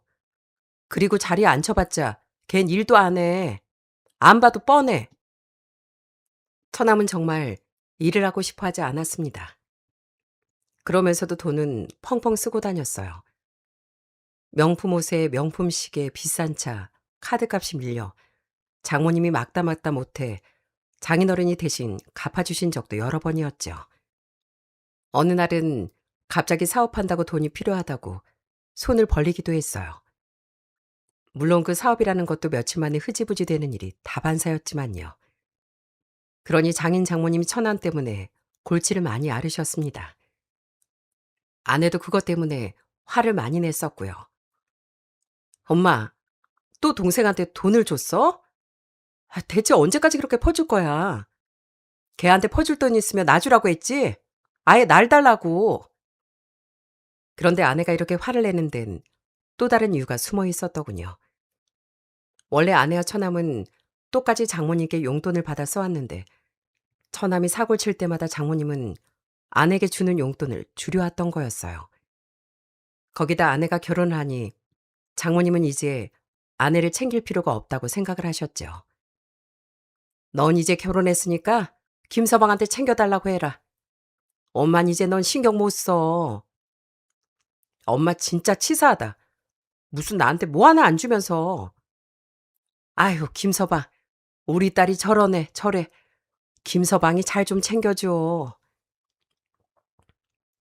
문제는 처남이 자꾸 사고를 치니 처가 식구들이 점점 더 저희 부부한테 의지하기 시작했다는 겁니다. 명절이나 어버이날이 되면 항상 연락이 왔어요. 저희 부모님은 미국에 있어 자주 만나질 못하니 그 핑계 삼아 처가에 오라는 거였죠. 김서방, 언제 올 거야? 아, 오늘 같이 저녁 먹어야지. 어버이날인데. 아, 네. 안 그래도 퇴근하고 가려고 했습니다. 뭐 드시고 싶은 거 있으세요? 요 근처에 호텔 뷔페가 그렇게 좋다던데 거기나 가지 뭐. 사실 처가댁은 이제 더 이상 장인이 사업을 하시는 것도 아니고 고정된 수입이 있는 것도 아니시다 보니 모아둔 돈으로 아껴서 생활을 해야 하는 상황이었어요. 그런데도 다들 아끼기보단 하고 싶은 건 그냥 하고 보는 사람들이더라고요. 전 그래도 다 계획을 하고 사시는 거겠지 생각을 했습니다. 한 번은 여름 휴가 때 처가 식구들 전체가 동남아로 같이 여행을 가게 됐어요. 그런데 출발 며칠 전 장모님이 또 전화를 하셨더군요. 김서방, 근데 우리 호텔을 좀 더 좋은 데로 바꾸면 어떨까? 거기 리조트가 더 좋더라고. 가격 차이가 좀 나는데 그 정도는 괜찮지? 아, 어쩌죠? 이미 숙소를 다 예약해둔 거라 지금 와서 바꾸긴 좀 그럴 것 같아서요. 아휴, 그래? 아이, 뭐 그럼 어쩔 수 없고. 아니, 난 숙소에서 좀 푹 편히 쉬려고 했던 건데. 그럼 자네가 우리 여행 갈 때 마사지나 한번 알아봐 주게. 가서 마사지나 실컷 받지 뭐. 그렇게 여행을 갔는데 돌아오는 비행기 안에서 명세서를 확인해 보니 예상보다 훨씬 많은 돈이 나가 있더라고요. 자연스럽게 온 가족 여행 경비 같은 것들이 대부분 제 카드에서 나갔더군요. 그때가 결혼 2년 차 때였습니다. 그렇게 한번 된통 당하고 나선 그 후부턴 철저하게 여행 경비를 다 모으고 가자고 했었네요. 그러자 처가댁에선 더 이상 가족 여행 얘기가 나오지 않았습니다. 제 돈으로 여행 가는 게 아니라면 굳이 돈을 쓰고 싶지 않다는 거였죠. 처남 문제는 그게 끝이 아니었답니다. 결혼하고 3년쯤 지났을 때 처남이 갑자기 사업을 하겠다고 나섰어요. 매영, 저 이번에 진짜 좋은 아이템이 있거든요. 친구랑 같이 하려고 하는데 초기 자금이 좀 필요해서요.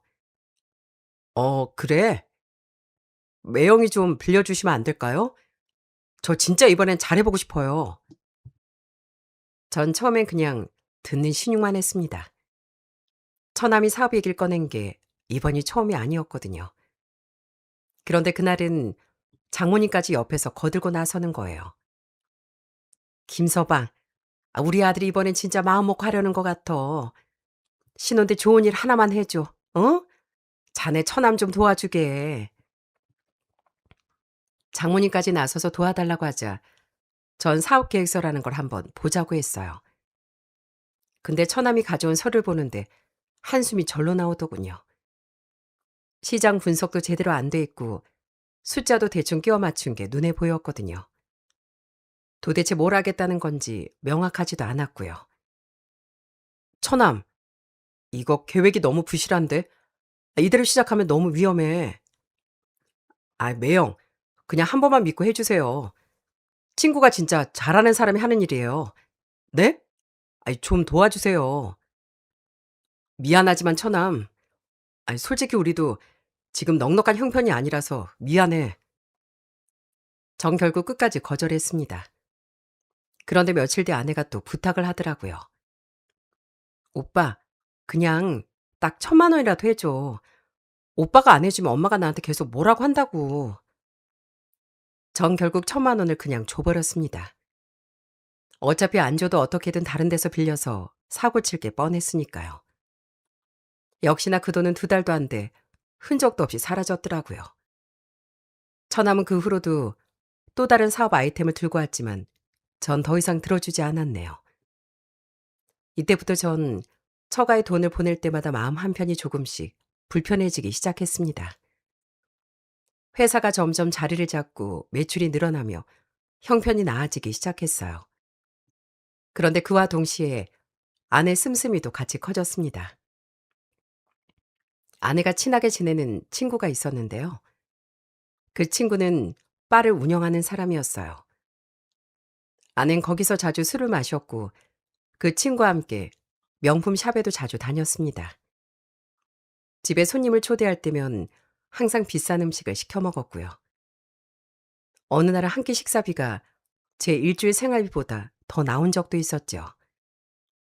그 아내 친구가 집에 올 때면 아내는 어떻게든 우리가 잘 사고 있는 걸 보여주려고 했습니다. 이거 봐봐. 오빠가 나 편하게 살림하라고 이거 다 사준 거라니까. 피부관리 정기회원권도 다 우리 남편이 해준 거야. 와, 얘 진짜 부럽다. 우리 채윤이 시집 한번 진짜 제대로 잘 갔네. 정말 부럽다, 부러워. 오빠 정말 최고예요. 아낸 그렇게 친구가 부러워하는 걸 뿌듯해할 때가 많았답니다. 하지만 그만큼 아내가 쓰는 돈이 정말 많았어요. 아내는 자기 관리에 정말 철저한 사람이었죠. 피부과도 정기적으로 다니고 피부 관리실은 VIP 등급일 정도였으니까요. 그래서 한 번은 제가 잔소리를 한 적도 있습니다. 정말 한 달에 쓰는 돈이 너무 많았거든요. 당신 요즘 너무 피부과에 자주 다니는 거 아니야? 돈이 좀 많이 나가는데. 무슨 소리야. 내가 주름 생기고 그러면 당신도 싫을 거잖아. 와이프가 펑퍼짐한 옷 입고 집에서 퍼져 있는 것보다 이게 낫지 않아? 아내는 이렇게 당당하게 얘기를 했습니다. 솔직히 주변에선 다들 와이프를 보면 관리를 잘한다는 말이 나올 정도이기도 했어요. 그렇지만 전 그게 정도를 지나치고 있다고 생각했습니다. 나중에 몸매 관리한다며 필라테스에 요가까지 시작했고 그것도 모자라 테니스도 새로 시작하더라고요. 그러다 보니 아내가 너무 바빠졌습니다. 사업하는 저보다 더 바쁘게 지내는 것처럼 보였습니다. 퇴근하고 집에 늦게 들어가면 불 꺼진 집에 밥도 없는 날이 많아졌어요. 집에 아무도 없길래 아내에게 전화라면 아내는 늘 시끌벅적한 곳에서 전화 받았고요. 여보, 나 운동 끝나고 같이 운동하는 사람들이랑 한잔하고 있어. 금방 들어갈게. 어제도 그러더니 오늘도 한잔한다고? 아이, 그냥 가볍게 한잔하는 거야. 금방 갈 거니까 걱정하지 마. 결혼 4년 차가 지나며 서서히 저희 부부도 각자의 생활에 더 시간을 많이 보내게 되고 그러다 보니 저도 결혼에 대해 많은 생각을 하게 되더군요. 저라고 즐길 거 다 즐기며 사는 아내가 마냥 좋았던 건 아니었습니다. 하지만 제가 이런 걸 다 참았던 이유가 있었네요. 1년에 한 번씩 부모님이 한국에 오시면 아내가 진짜 잘했거든요. 어머님, 아버님 하며 여기저기 모시고 다니고 제가 일 때문에 못 가도 아내가 부모님과 같이 여행을 가곤 했습니다. 아가, 우리 이번에 경주를 가보고 싶은데 어머님, 제가 일정 다 짜놨어요. 가시면서 맛있는 것도 많이 드시고요. 재밌는 것도 해요. 물론 그 경비는 다 제 돈으로 나갔지만 부모님이 아내를 그렇게 예뻐하시니 전 그냥 참고 넘겼습니다. 어머니 아버지 미국으로 다시 돌아갈 때면 아내만한 며느리가 없다며 늘 칭찬을 아끼시지 않았죠. 어머니, 다음에 또 오실 땐 좀 길게 오세요. 늘 빠듯하게 오시니까 몇 번 식사도 못 하시고 아쉽네요. 그래, 그래도 우리 며느리 덕분에 우리 또 재밌게 지내다 가잖니. 너 그런 아내 만난 거 복이다. 아이 정말 시부모한테 이렇게 잘하는 애가 어딨어. 네가 잘해. 또 한 번은 부모님이 한국에 오셨을 때 다 같이 제주도로 가족 여행을 가게 됐습니다. 전 회사 일이 바빠 같이 못 가고 아내가 부모님을 모시고 다녀왔어요. 여행에서 돌아온 어머니가 신이 나서 집에 오시자마자 얘기를 하시기도 했습니다. 정수야, 네 아내가 진짜 너무 잘해줬어. 호텔도 오션브루 예약해주고 맛집도 다 찾아서 데려가고 아빠가 무릎에 안 좋다고 했더니 천천히 걸을 수 있는 코스로만 다 짜놨더라. 전 그 말을 들으며 마음이 따뜻해졌습니다. 사진을 보내달라고 했더니 아내와 부모님이 환하게 웃고 있는 사진들이 도착했어요. 한라산 입구에서 흑돼지 집에서 카페에서 모든 사진 속 안엔 어머니 팔짱을 끼고 활짝 웃고 있었고요. 저희 아버지 역시 좋으셨는지 재밌었다며 한마디를 하시더라고요. 이번 여행 진짜 좋았다. 너 네 아내 정말 잘 만났어. 나중에 카드 명세서를 보니 그 3박 4일 여행에 거의 300만 원 가까운 돈이 나가 있었어요. 비행기값, 호텔비, 식비의 기념품까지. 전 그 금액을 보고 잠깐 멈칫했지만 부모님이 그렇게 행복해 하시는 모습을 생각하며 그냥 넘겼습니다. 부모님께 정말 아내가 잘한다는 그 말을 들을 때마다 전 그래도 좋은 사람과 결혼했다는 생각을 다시 한번 다잡았죠. 처가 식구들 챙기는 것도 비싼 자기관리비도 다 그러려니 했던 게 결국 이런 마음 때문이었어요. 그런데 그러던 어느 날부터 아내가 좀 달라졌습니다. 원래도 바빴는데 더 바쁘게 지냈고 하루 종일 흥얼거리고 다니더라고요. 콧노래를 부르며 청소를 하고 화장을 하고 옷을 고르는 모습이 평소와 좀 달랐습니다. 당신 무슨 기분 좋은 일 있어? 아니, 무슨, 기분 좋은 일 없어. 별일 아니라는 듯 넘겼지만 표정은 들떠 있더라고요. 피부 관리에도 더욱 신경을 썼고 특히 옷차림이 눈에 띄게 달라졌어요. 평소엔 단정한 옷을 즐겨 입던 아내가 갑자기 몸에 딱 달라붙는 옷을 입기 시작하는 겁니다. 여보, 좀 불편하지 않아? 평소에 입던 거랑 좀 다른 것 같은데. 왜? 이렇게 입으니까 몸매 라인도 드러나고 예쁜데 뭐. 요즘은 다 이렇게 입어. 저는 그 대답을 들으면서도 별로 깊게 생각하지 않았습니다. 그냥 운동을 열심히 해서 몸매가 좋아지니 그걸 보여주고 싶은 거겠지 싶었어요. 그런데 왠지 모를 의심은 마음 한구석에 조용히 자리 잡고 있었답니다. 의심이 본격적으로 짙어진 건 결혼 5년 차쯤 어느 새벽이었어요. 핸드폰 진동 소리에 잠을 깼습니다. 옆을 보니 아내 자리가 비어 있더라고요. 시계를 보니 새벽 2시가 넘은 시간이었는데요. 그때 화장실 쪽에서 작게 말소리가 들려왔습니다. 전 조용히 침대에서 일어나 화장실 문 앞으로 다가갔어요. 작은 목소리였지만 또렷하게 들려왔죠. 아니, 지금 못 가. 자고 있어. 아우, 알았어. 내일 연락할게. 전 그 자리에 바로 멈춰 섰습니다.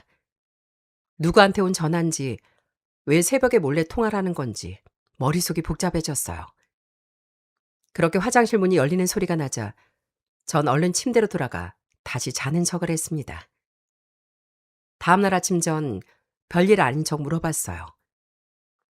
당신 어제 새벽에 누구랑 통화했어? 어? 아, 친구가 가게 문제로 전화했었어. 새벽에 손님이랑 문제 생겼다고. 별거 아니야. 그러던 어느 날 숨겨진 진실이 밝혀지게 됐어요. 아내 친구가 절 찾아왔습니다. 친구가 운영하던 바가 요즘 너무 힘들다며 좀 도와달라고 하더라고요.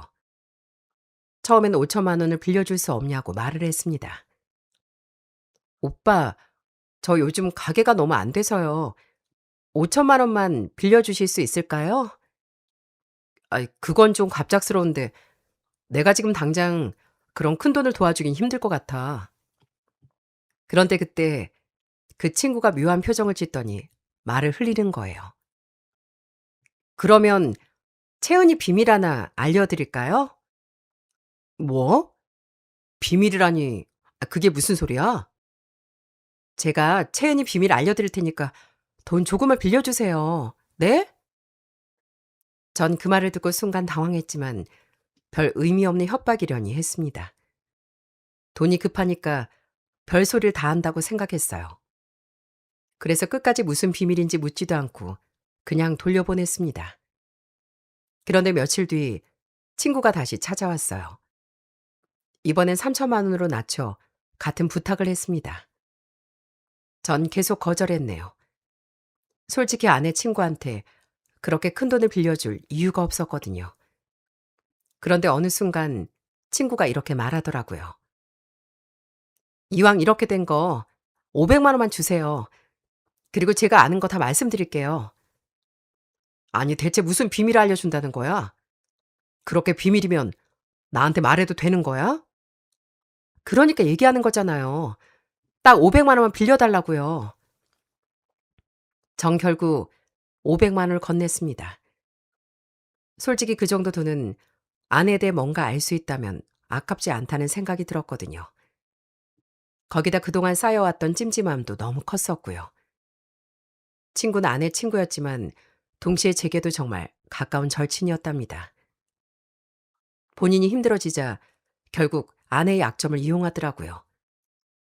500만 원을 받은 친구는 그제야 모든 걸 털어놨어요. 그리고 전 그 진실을 알고 경악을 금치 못했네요.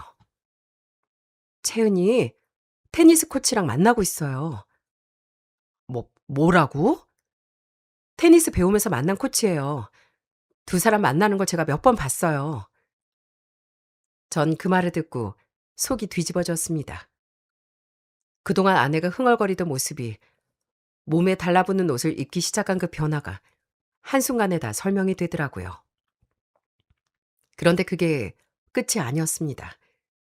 친구는 더 충격적인 얘기를 꺼냈어요. 이거 알면 더 화나실 텐데, 그 테니스 코치라는 사람요. 채윤이 한 명만 만나는 게 아니에요. 테니스 강사이라면서 여러 유부녀들이랑 양다리 쓰리다리 걸치면서 만나는 사람이에요. 채연이 그냥 그 많은 사람들 중 한 명일 뿐이고요. 전 그 순간 분노보다 허탈함이 먼저 몰려오더군요. 아내가 딴 남자 만나는 것도 충격이었는데 그 남자는 아내를 진심으로 대한 게 아니라 여러 명을 동시에 만나는 사람이었다는 사실이 더 황당하고 어처구니가 없더라고요. 거기다 그 친구가 던진 얘기가 하나 더 있었답니다. 그리고 출장 나가 있을 때마다요. 채연이랑 저랑 같이 나이트도 다니고 있어요. 거기서 남자도 꼬시고 저희 가게로 데려와서 술도 마시고 그랬어요. 전 그 얘기를 들으며 정말 속이 뒤집어지는 것 같았어요. 단순히 불륜한 게 아니었습니다. 제가 그동안 알고 있던 아내라는 사람 자체가 완전히 다른 사람이었던 거죠. 제가 해외에서 투자자들 만나려고 며칠씩 출장을 다니는 동안 아내는 친구와 함께 나이트클럽을 다니며 다른 남자를 꼬셔 술집에서 술을 마시고 있었던 겁니다. 결혼하고 5년 가까이 살며 그렇게 큰 배신을 당하고 있을 줄은 몰랐습니다. 처가에 그렇게 많은 돈을 쓰고 명절마다 휴가마다 카드를 긁으면서도 그게 다 가정을 지키는 일이라고 생각했네요. 그런데 그 가정이라는 게 처음부터 반쪽짜리였다는 걸 그날 처음 알게 된 거죠. 전 그날 밤 한참 멍하니 앉아 있었어요. 화가 나는 것보다 먼저 허무함이 밀려오더라고요. 그동안 처가를 챙기고 아내를 믿어주고 부모님께 잘하는 모습에 마음을 다잡았던 모든 시간이 다 가짜였던 건가 싶더라고요. 그런데 전 그 자리에서 바로 분노를 터뜨리지 않았습니다. 대신 차분하게 머리를 굴리기 시작했죠. 전 그 친구한테 들은 정보를 바탕으로 아내 동선을 하나하나 확인해 나갔습니다. 통화 기록도 확인하고 신용카드 사용 내역도 다시 살펴봤어요. 테니스 클럽에 가는 날짜, 시간이 일정하지 않다는 거, 운동 끝나고 늦게 들어오는 날이 유독 많다는 것도 다시 보니 다 의심스러운 정황이었죠. 생각보다 명확한 증거들이 손쉽게 모였습니다. 아내가 그동안 너무 거리낌 없이 행동했던 탓이었죠. 핸드폰의 잠금 장치도 제대로 안 해놨고 통화 내역도 그냥 그대로 노출되어 있더라고요. 마치 들킬 거라곤 전혀 생각도 안 했던 사람처럼요. 전 증거를 다 모으고 나서도 당장 들이밀지 않았습니다. 어떻게 이걸 가장 효과적으로 사용할지 고민하는 시간이 필요했거든요. 그냥 화를 내고 끝낼 일이 아니었답니다. 전 그동안 베풀었던 모든 것들에 대한 대가를 받아내고 싶었어요. 증거를 모으는 동안 가장 결정적이었던 게 하나 있습니다. 바로 아내 차 안에서 우연히 발견한 영수증이었어요. 평소 잘 안 가는 동네에 한 호텔 영수증이더군요. 날짜 보니 제가 해외 출장으로 자리를 비웠던 바로 그 주였어요. 저는 그 영수증을 사진으로 찍어두고 다시 원래 자리에 조심스럽게 넣어뒀습니다. 그날 저녁 아내는 아무것도 모른 채 평소처럼 퇴근한 절 맞이하더군요. 오늘 회사 일 많았어? 피곤해 보이네. 전 그 말을 들으며 속으로 쓴웃음을 지었어요. 이렇게 태연하게 절 걱정하는 척하는 모습이 얼마나 가짜였는지를 생각하니 더 화가 났어요. 하지만 전 그 자리에선 아무 말도 하지 않았습니다. 아직은 때가 아니었거든요.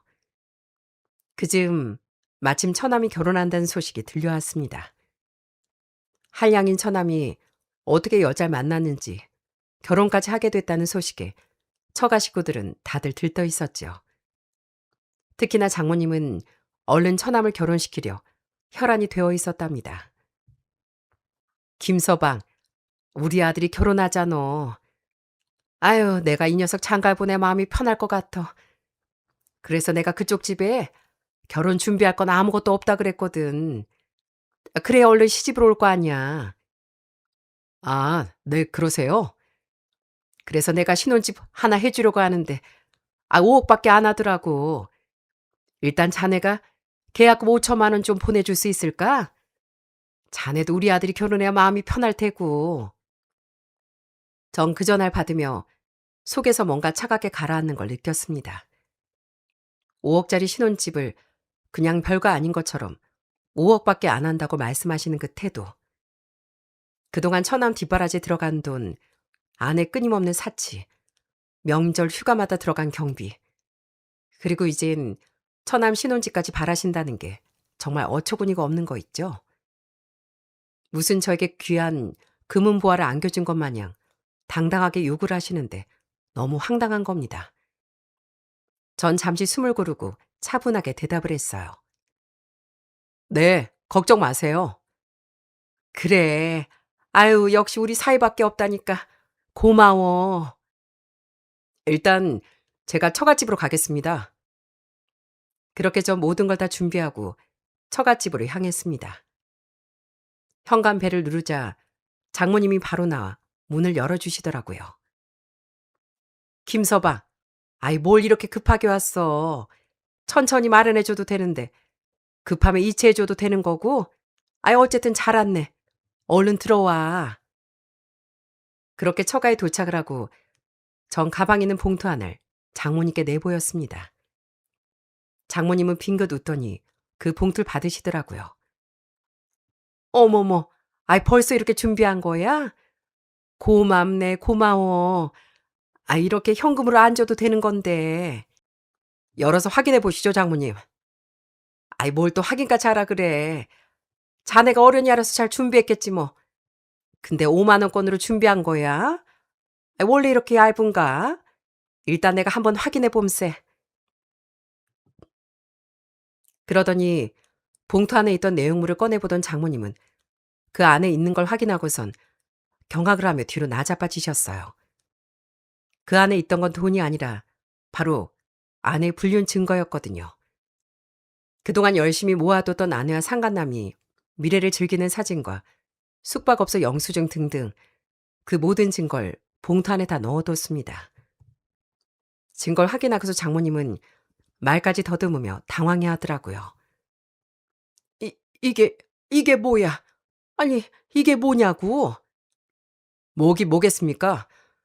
보시다시피 따님 바람난 사진이죠. 뭐라고? 아니, 우리 딸이 바람이 났다고? 아니, 그럴 리가 없는데, 그럴 수가 없는데. 증거가 이렇게 떡하니 있는데 왜 그럴 수가 없습니까? 더 이상 전 이런 아내랑 살 생각 없습니다. 그러니 돈 필요하시면 상간남을 새 사이로 맞아서 새 사이한테 바라시죠. 아니, 김서봐. 그렇게 전 뒤돌아 처갓집을 나와버렸어요. 더 이상 설명할 필요도 없었고 변명을 들을 마음도 없었거든요. 곧이어 아내한테서 전화가 왔더라고요. 목소리가 날카로웠어요. 당신 언제부터 알았어? 근데 왜 우리 집에 그런 걸 꺼내? 그럼 우리 엄마 아빠는 어떡하라고? 넌 양심도 없냐? 내 돈을 지금껏 호의호식하며 살아놓고서 잘못했다는 말 한마디가 안 나와? 너희 가족들 내가 그동안 얼마나 챙겼는지 알아?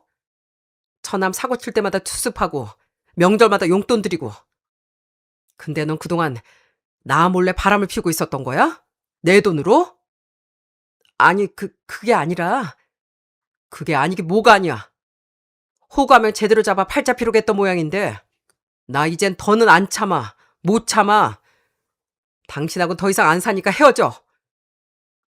그렇게 전 아내에게 이혼을 선언했습니다. 집으로 돌아와 아내의 짐을 싹 다 챙기고 그걸 처갓댁에 보내버렸어요. 현관 비밀번호도 바꿔버렸답니다. 그날도 운동한다, 관리받는다 어쩌고 하며 집에 있지도 않았던 상황이었거든요. 나중에 집에 도착한 아내는 현관문을 두드리며 소리를 질렀어요. 여보, 문 좀 열어봐. 우리 얘기 좀 해. 이렇게 끝내는 거 아니잖아. 전 문을 열지 않았어요. 한참 뒤 문 앞에 주저앉아 우는 소리가 들리더군요. 내가 잘못했어. 한 번만 다시 생각해줘. 우리 5년을 어떻게 같이 살았는데. 전 그 말에도 마음이 전혀 흔들리지 않았네요. 5년을 같이 살았다는 그 말이 오히려 더 허무하게 들리더라고요. 그 5년 동안 아내가 한 짓을 생각하면 더 이상 미련을 가질 이유가 없었거든요. 그렇게 1시간 정도가 지나고 나서야 아내는 결국 돌아갔습니다. 그 후로 몇 번 더 전화 문자가 왔지만 전 더 이상 답도 하지 않았어요. 처가의 모든 걸 밝히고 난 뒤 전 본격적으로 상간남에게 화살을 돌렸답니다. 전 바로 상간남이 일하는 테니스 클럽을 찾아갔어요. 멀리서 그놈이 다른 회원한테 레슨을 해주고 있는 모습이 보이더군요. 레슨이 끝날 때까지 기다린 전 그가 혼자가 됐을 때 다가갔습니다. 그쪽이 테니스 코치님? 백현수 씨 맞으시죠? 누구세요? 나요? 손채은 남편입니다. 그러자 눈빛이 살짝 흔들리던 상간남은 이내 모르는 척하며 시치미를 뚝 떼더군요. 전 그냥 테니스 레슨 강사일 뿐인데요. 무슨 말씀하시는 건지 모르겠네요. 정말 모른다고? 그럼 이 사진은 뭐야? 전 핸드폰을 꺼내 그동안 모아둔 사진들을 보여줬습니다. 두 사람이 차 안에서 다정하게 있는 모습, 모텔 주차장에 나란히 세워진 차량 사진, 손을 잡고 걸어가는 모습까지. 그때 상간남의 얼굴이 점점 하얗게 질려나갔습니다. 아니, 이건 오해십니다. 저희는 그냥. 오해? 오해라고 하게 누가 봐도 연인 사이로 보이는데 무슨 소리야? 당신 여기서 유부녀들 한둘 꼬신 게 아니라며. 내가 다 알고 왔어. 상간남은 더 이상 둘러낼 말을 찾지 못한 채 본색을 드러내기 시작했어요. 그 모습을 보며 저는 더 화가 치밀어 올랐습니다. 내가 뭘 어쨌다고 이러세요? 그 여자가 먼저 저 좋다고 한 거예요.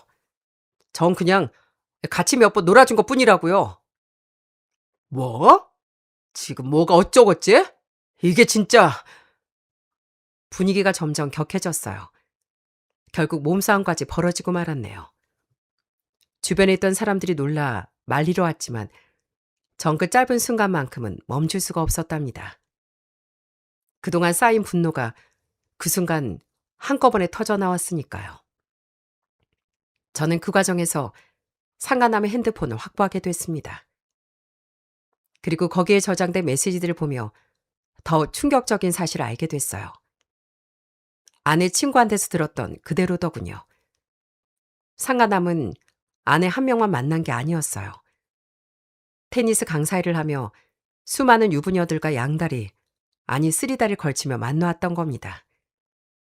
한 명한텐 결혼을 약속하는 듯한 메시지를 보내고 또 다른 한 명한텐 다른 약속을 하고 아낸 그저 그 많은 여자들 중 하나였을 뿐이었네요. 저는 그 상간남을 붙들고 물었습니다. 대체 몇 명이나 이렇게 만난 거야? 넌 의리도 없냐?